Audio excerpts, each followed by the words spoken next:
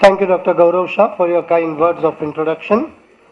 Before I start my presentation, I'll just take half a minute to request you all present over here to give your feedback, not only this instruction course, but about all other instruction courses which you are attending during this conference, either to the Chairman Scientific Committee, or you can write down it to me on this number, SMS or email at this address. It will certainly help us to organize it in a better way. I see some of the people standing behind over here, which certainly is not an ideal decorum for any kind of a conference. We would certainly like to improve upon that. With these words and introduction, little bit of an introduction about this presentation is that 6 years ago, when I was to upgrade my clinic, we thoroughly went into the details of various kinds of microscopes available at that point of time from different companies. And the unique exercise which we carried out was we had 3 different microscopes simultaneously present in the operation room, and at any given point of step of the cataract surgery, we switched over from one microscope to the second to the third. And here is a presentation of those 3 microscope pictures, and that is why I generally talk about this as one believes what one sees, and I'm sure you will appreciate what I'm trying to show it to you this morning.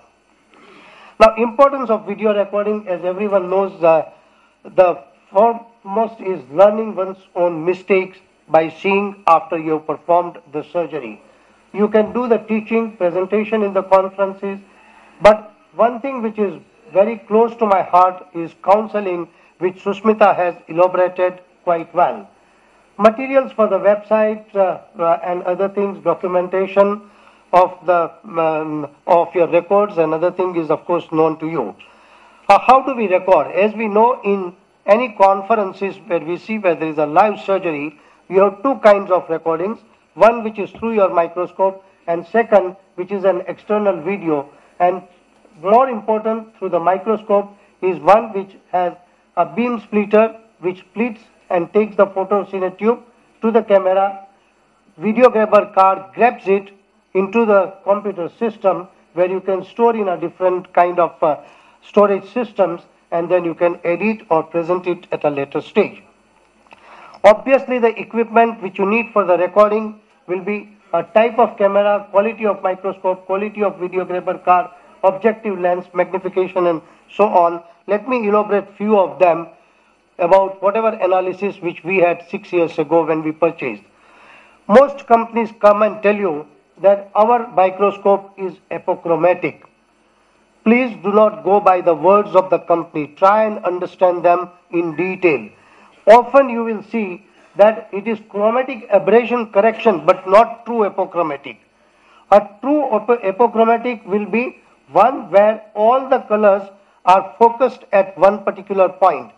And then only, even if you have a high camera like a 3-chip camera, which takes care of all different colors, will give you a quality of recording that you want only if your microscope is also a truly apochromatic microscope. Objective lens. It's important to understand what kind of objective lens is being provided to you. Larger the diameter of the objective lens that you have, larger will be the quantity of the light that is being taken up by the microscope. And hence, even with the same kind of illumination, when you share the light between the surgeon, assistant, and something going to the microscope, the quantity of light reaching to each one of them will be much larger. Similarly, the working distance which you will get between the eye and the microscope will depend upon the focal length of this particular objective lens.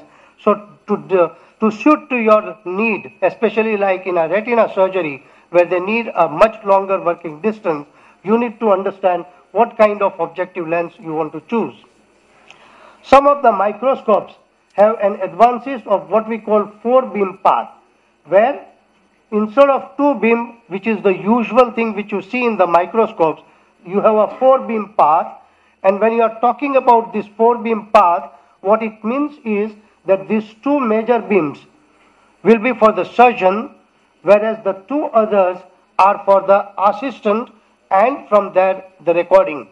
It means assistant has individual capacity to adjust every need that he has, including focusing, white light balance, and so on and so forth. That kind of thing will obviously add in teaching purposes or in learning curve.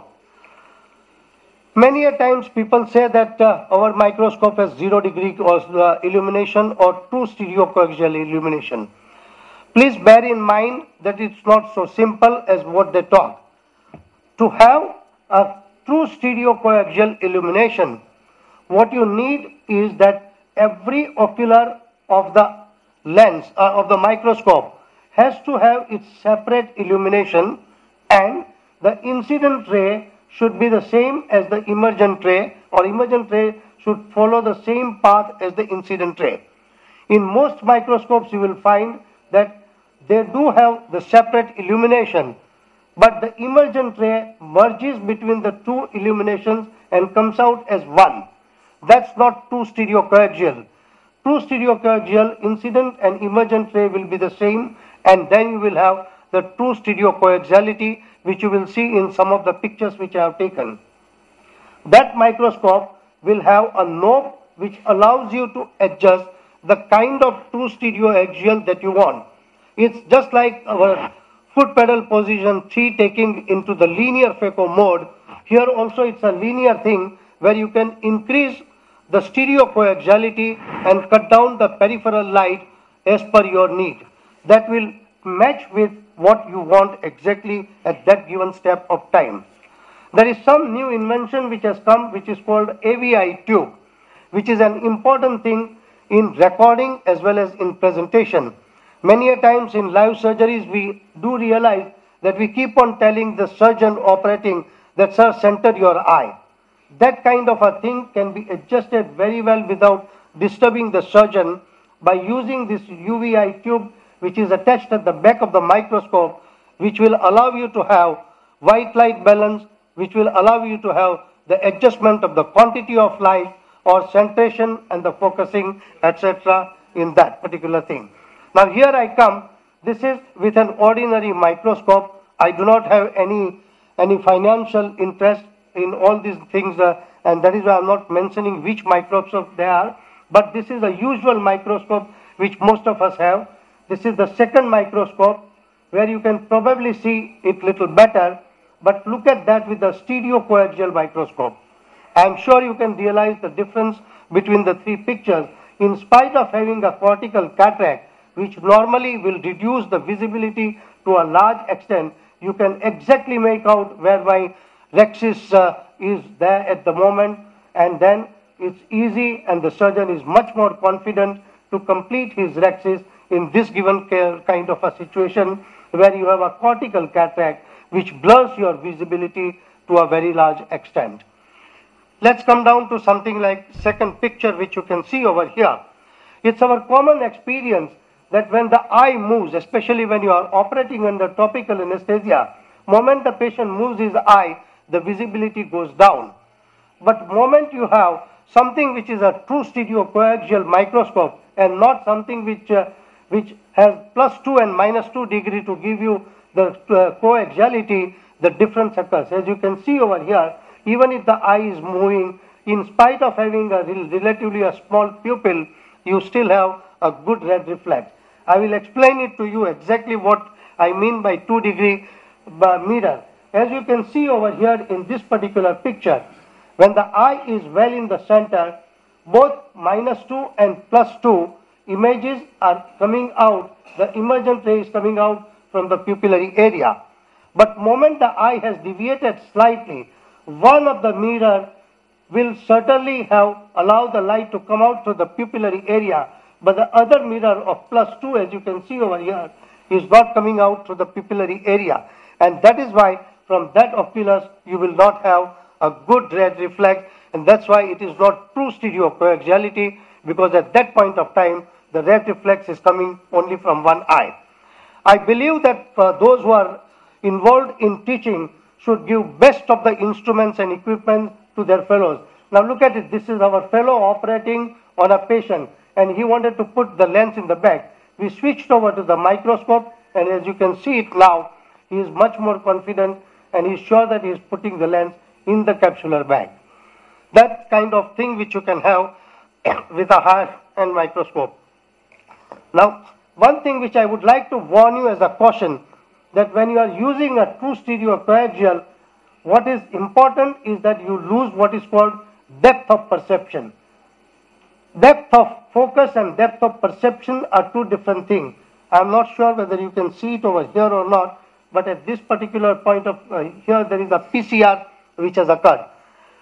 This is one step of warning which I would like to share with you, that when you are talking about true stereocoaxiality, you lose the depth of perception, and hence where the depth of perception is important, how deep your phaco-tip is going at that point of time, do not use stereocoaxiality, otherwise you will not be able to judge the distance between the posterior capsule and the phaco-tip, and you might end up with PCR.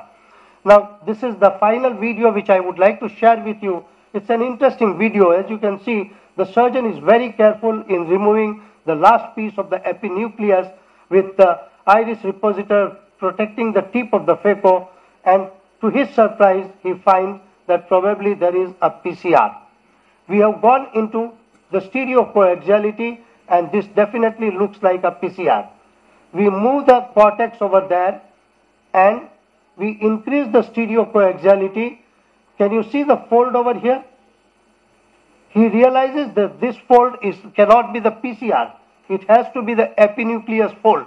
And hence, with the 100% stereocoaxiality, it's very evident that that fold is not a kind of fold which you will see in PCR. It must be epinucleus.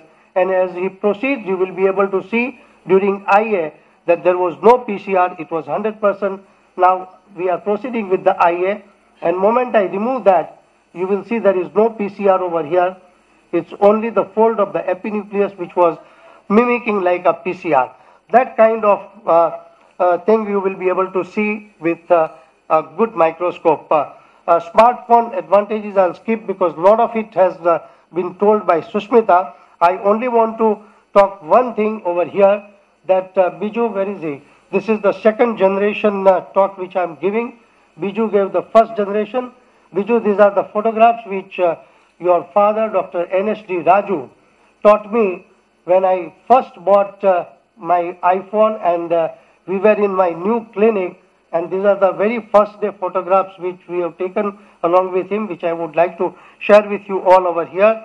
This is a kind of counseling. The grade of the nucleus is very simple to the patient with your iPhone. Corneal ulcers, as Sushmita has said, PSC can be very well documented by the smartphone photography. The PCO can be documented very easily with smartphone photography, and you can see that the cells on the endothelium as well as the flare in the anterior segment can also be documented very well. These were my first few photographs which I took with Dr. N.S.D. Raju, our past president, couple of years back, and that is how I got interested in smartphones. Thank you very much for your kind listening.